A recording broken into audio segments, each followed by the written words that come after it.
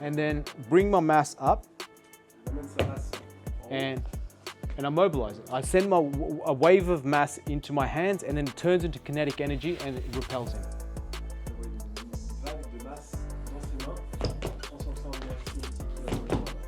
Because what is mass?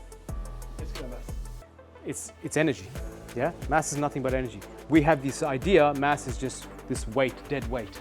But mass is nothing but energy. And if you're able to move energy with your mind, you can move your mass as well. This is important for power development. You need power for healing, you need power for transformation, because if you don't have the power to transform, things don't move.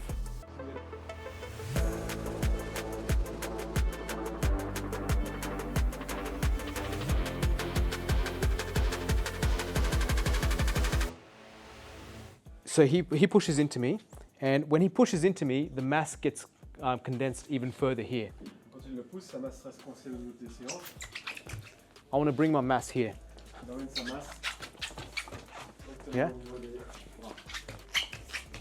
This gives me more freedom, thank you. This gives me more freedom in the body. For people who are into, say, running, if you keep your mass up high, you can run longer and faster, right? If you're playing tennis, if you keep your mass up high, you can move faster, more agile. When you get tired, the mass wants to go down. So just keeping your mass up higher allows you to feel lighter, yeah? Just like the exercise that we did before, you get in between the gravitational force and the weight. Now we're doing that to ourselves. And we're able to mobilize the mass. And then you want to bring the mass up and throw. Throw. Right? And throw in different directions. So to develop that quality of warding off.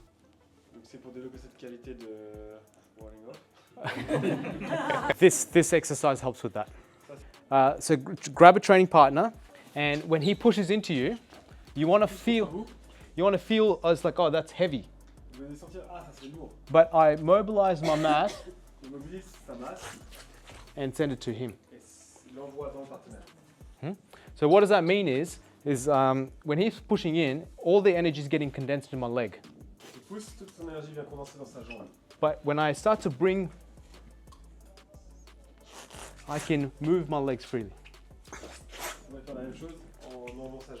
But if he pins me down, like I can't move it unless I take step and then use muscle, right?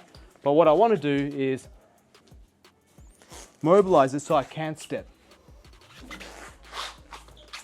This gives me freedom in the body.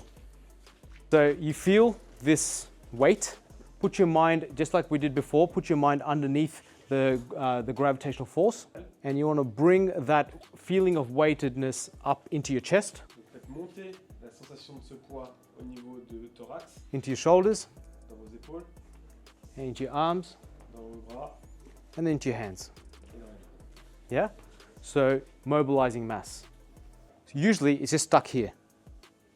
This allows you to bring it up to the surface of wherever you want it. Because what is mass? It's energy. Yeah? Mass is nothing but energy. We have this idea, mass is just this weight, dead weight. But mass is nothing but energy. And if you're able to move energy with your mind, you can move your mass as well. So this is important for higher practices as well. Because when we get into higher states of consciousness, what pulls you out is your body. You have to be able to concentrate for at least an hour in meditation to start entering into an absorption state. So that's 1 hour of intense focus. This is when you start to go, I am energy, right? So it's not 1 hour of like in and out, it's 1 hour I lock on. What prevents this from happening is usually the body and identity. Because if I'm sitting, right, after a while I'm like, oh, I want to move this way, I want to move this way, I fidget too much. The body should disappear. So if I keep my mass up high, I become free of the body. But if the mass is down low, eventually gravity is going to win and I'm going to start getting pain. So when it comes to meditation posture, it's about radiating the body. So essentially the mass is spread into the entire body. It's not stuck in this region.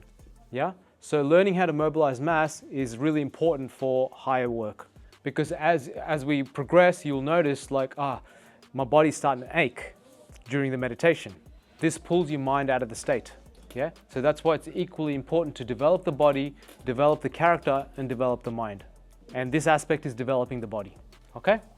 So get a training partner, get them to put force into you, and you want to make yourself free so you can move. Okay, so when he's putting force into me, you want to observe what's happening within your system.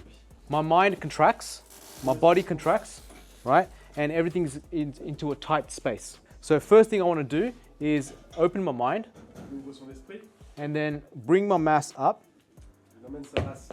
and I mobilize it. I send a wave of mass into my hands and then it turns into kinetic energy and it repels him.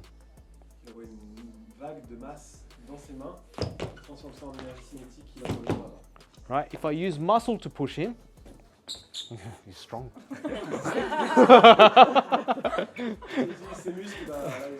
I'm going to use magic instead.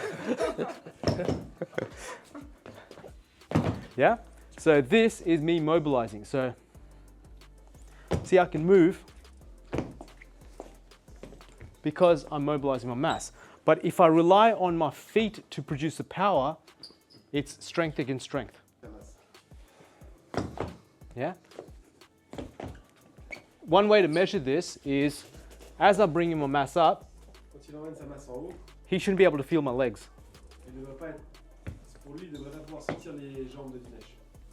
Yeah? And then we want to get it to a point where you can really shoot the energy out. This is important for power development. You need power for healing, you need power for transformation, because if you don't have the power to transform, things don't move. Yeah? So there are two different types of people that get into this practice. One wants to increase awareness, and the other is increase power. So the people who chase power, they love this work. The people who chase awareness, they don't like this, they like meditation. But it's not complete if you don't do both. Yeah? So if you gravitate towards this work, great, but you need to put some time into increasing awareness. Because meditation and feeling energy gives you a perception of information. But just because you can perceive it doesn't mean you can transform it. Yeah? This work allows you to transform it. But if you don't do the awareness aspect, you don't know what to transform. And you get stuck into this just pushing people around. So you want to complete the training, yeah?